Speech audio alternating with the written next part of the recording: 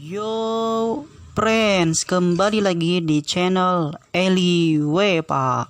Pada day story kali ini, aku akan bercerita tentang misteri hantu yang ada di Amerika Serikat yang namanya adalah El Silbon. Dan sebelum aku bercerita, kalian jangan lupa like, komen, dan subscribe supaya kalian tidak ketinggalan video-video baru saya yang akan saya upload di YouTube. Dan kalau udah, kita bisa mulai ceritanya. El Silbon adalah hantu dari Amerika Serikat atau dari Venezuela. Hantu ini berwujud sebagai pria kurus atau pria bungkuk, dan dia membawa sebuah tengkorak. Tengkoraknya itu adalah ayahnya yang dulu ia bunuh. Memakai topi petani ala Venezuela, dan dia membawa tengkorak yang aku tadi sebutkan.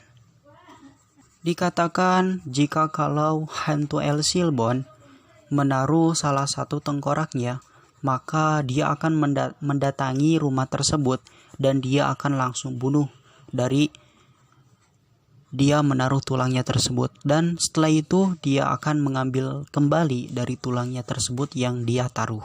Asal-usul dari kejadian ini adalah kejadian dari yang nyata, tragis dan sangat menyeramkan. Dan ini diambil dari salah satu pasangan atau dari suami istri yang tinggal di daerah Venezuela, yang pada saat itu mereka kesulitan untuk mendapatkan cucu atau keturunannya atau anak.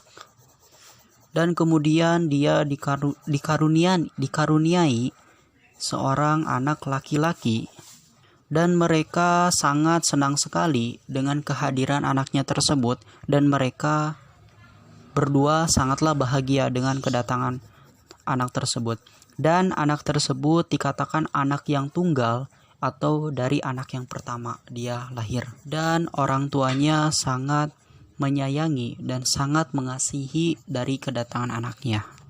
Anak ini selalu dimanjakan oleh kedua orang tuanya, ataupun keinginannya selalu ditepati. Sejak kecil orang tuanya selalu mengabulkan apa yang anaknya inginkan. Hal inilah anak tersebut menjadi manja dan segala hal ingin ditepati dari yang diinginkannya.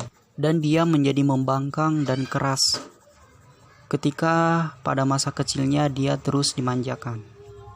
Dan orang tuanya layaknya dijadikan seorang pembantu yang harus melayaninya setiap saat dan mengabulkan semua permintaannya yang dia inginkan. Meskipun anaknya ini kurang ajar, tapi orang tuanya selalu sabar dan ikhlas, dan selalu menuruti keinginan anaknya tersebut.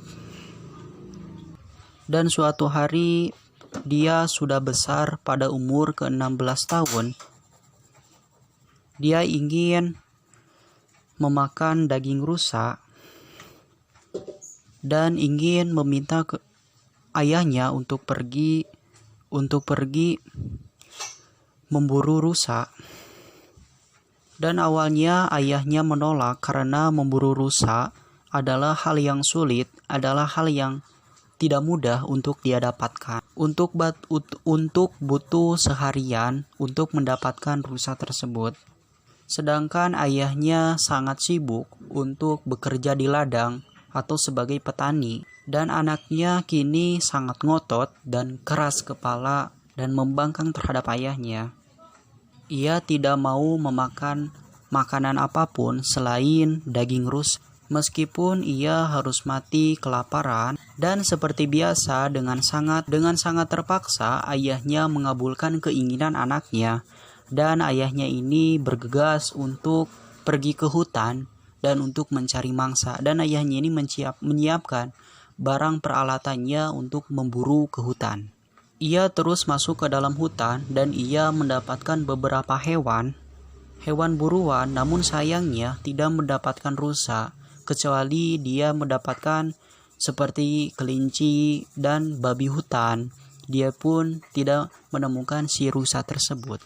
Dan ayahnya tidak menemukan rusa, dan ayahnya kembali ke rumah dan dia tidak mendapatkan rusa kecuali dia menggantikannya dengan kelinci dan babi hutan. Saat sampai di rumah, anaknya mengetahui bahwa ayahnya tidak membawa daging rusa dan anaknya marah besar dan tidak bisa menahan emosinya.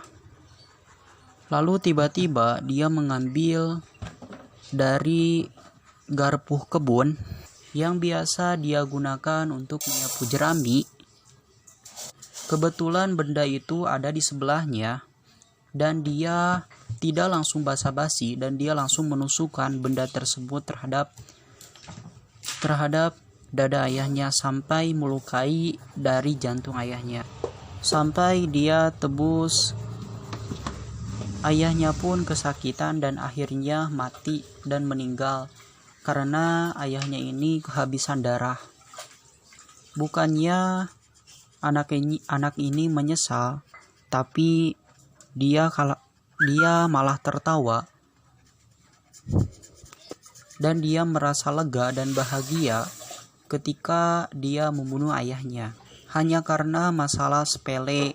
Dan ayahnya ini tidak mendapatkan daging rusa. Ternyata tidak sampai di situ saja. Ia bahkan memotong-motong tubuh ayahnya dan mengeluarkan organ-organnya dan dia potong dan dia bagi-bagi sampai ia mencuci dan membersihkan daging tersebut. Dan tanpa sepengetahuan ibunya bahwa ayahnya sudah meninggal dunia. Dan setelah itu anaknya ini memberikan daging terhadap ibunya untuk dimasak dan anaknya ini tidak memberitahukan bahwa daging itu adalah daging ayahnya sendiri. Dan dia bilang terhadap ibunya bahwa itu adalah daging rusa yang dibawakan oleh ayahnya setelah dia memburu ke hutan dan membawakan daging rusa. Ibunya yang tidak tahu apa-apa langsung memasak daging tersebut yang sudah dibersihkan itu, lalu dia tidak curiga terhadap anaknya tersebut bahwa yang dia masak adalah daging ayahnya sendiri atau daging suaminya sendiri. Bahwa tidak lama kemudian ibunya ini melihat kejanggalan, kok kenapa daging yang dia masak mungkin berbeda sama daging yang ia masak. Dia menemukan jari atau bagian-bagian organ seperti manusia dan dia mungkin tidak langsung curiga karena dia menemukan bagian potongan tangan yang ia potong-potong yang diberikan oleh anaknya yang sudah dipotong-potong. Kata ibunya, daging apa ini asa beda banget sama daging yang ia masak.